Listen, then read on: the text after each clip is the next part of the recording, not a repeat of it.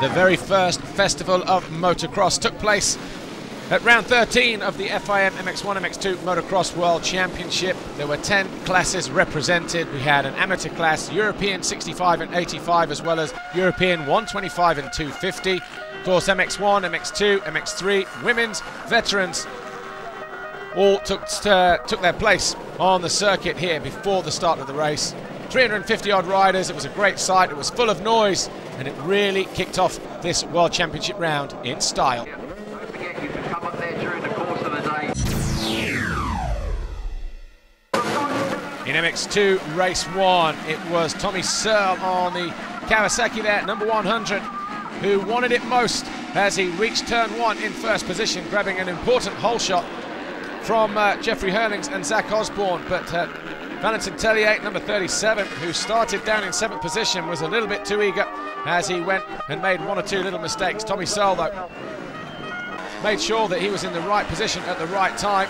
Jeffrey Hurlings, once though, towards the end of the race, started to close in on Tommy Searle, and the battle was on here at Matterley Basin. The fans hanging over the fence, cheering Tommy Searle every inch of the way because they wanted a British winner. But on the final lap, as Hurlings got close, he lost the front, it got away from him.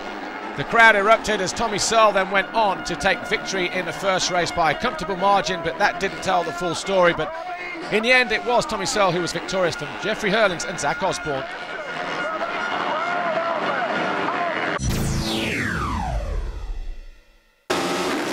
In MX1 race 1, Kenda Dyker was at the start, but Tony Cairoli stormed into the lead, but Max Nagel tried to go around the outside. His Red Bull KTM teammate Xavier Borg and Kenda Dyker were having their own little battle for third position.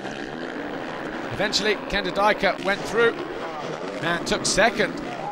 Then we had Gauthier Paulin and Xavier Borg going at it. That was the battle for fourth place. Gauthier Paulin would eventually finish there ahead of his teammate Xavier Borg. Clement de Sale was having a lonely time of it, started fourth and finished down in sixth. The Rockstar Energy Suzuki World MX1 rider. But Tony Cairoli was having a great time lapping up the atmosphere, unlike his teammate Kenda Dyker, who made a mistake from second with about 6 laps to go, and that allowed Max Nagel back into second position. But the German was already on the charge.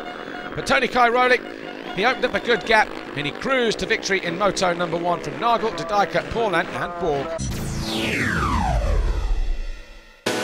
MX2 race 2, Jeffrey Hurlings wasn't ready when the gate dropped, but he managed to haul that 250F KTM up into 5th position by the time he ran it out the first turn. But it was more important for Tommy Searle because he actually took the whole shot. Number 7, the Monster Energy Yamaha rider of Arnold Tonus, eventually found a way into 6th position after starting in 10th when he found a way past Ellen Ferrandis.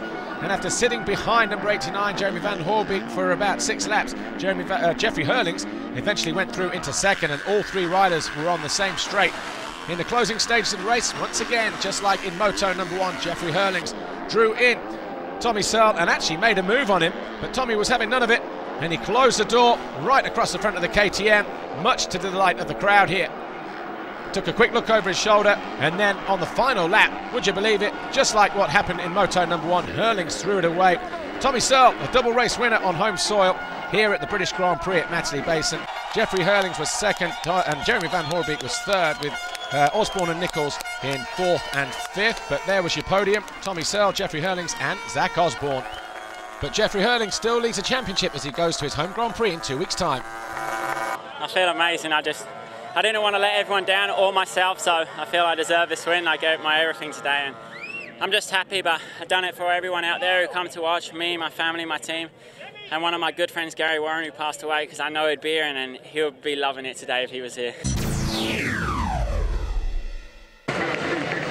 When the gate dropped for MX1 race 2, all eyes were on Tony Cairoli, but no one would have guessed the lightning start from the centre of the gate from Max Nagel. But it was short-lived because all were halfway round the first lap.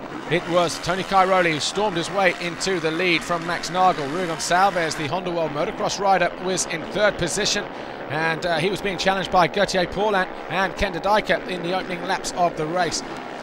777, Kenny Bobryshev also had a good start in 6th, with Clement de Sale down in 7th place. But then Kenda Dyker, once he'd got up into third position, or fifth position. He threw it away, lost 3 positions, dropped down to 8. Eventually clawed his way back to 5th by the end of the moto. Sebastian Pourcel, number 11, and the 121 of Xavier Bourg. They went after each other, but they were fighting over 8th place. And then a mistake from Tanel Leoc allowed Xavier Bourg and Commander Sal back through. But Tony Cairoli won the race from Max Nagel, Gauthier Paulin, Kenny Bobachev and Kenta Dijker. And the overall belonged to Tony Cairoli, 2 wins out of 2. Max Nagel was second on the left, and Gauthier Paulin taking his first overall podium in third since Portugal. Tony Cairoli still leads the World Championship.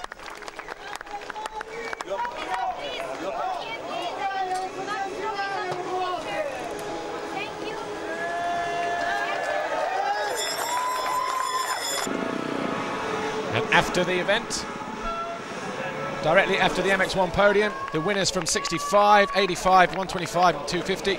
And the amateurs, of course, not to forget them. Glenn Fletcher, Zillian Ramola, Davy Pooches, Tim Geiser, Tony Cairoli, Gauthier Paulin, Max Nagel, all on the podium, along with our friends from the FIM, Dr. Wolfgang Schröb, Giuseppe Longo as well. A great album picture for these guys here on what was a memorable weekend in Great Britain.